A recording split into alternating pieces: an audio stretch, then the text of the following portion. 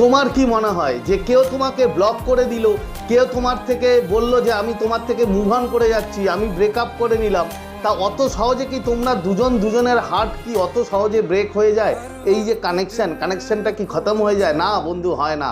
Silent কিংবা block করা যদি ব্রেকআপ হতো তাহলে কখনো হয় না। তার কারণ আমাদের যে হার্ট, আমাদের যে সোল আছে, এই সোল কিন্তু দুটো সোলের মধ্যে কানেকশন সবসময় থাকে, এবং কখনো না কখনো আমাদের এই সোল মিসিং এনার্জি দেয়, এবং সেই মানুষটাকে পাওয়ার জন্য সে এতটাই পস্তায়, মানে যেটা তোমার নিজের মধ্যেও তুমি ভাববে যে হয়তো আমি ওকে ব্লক করে ভুল করেছি, হয়তো ওকে আমার ছাড়াটা উচিত হয়নি।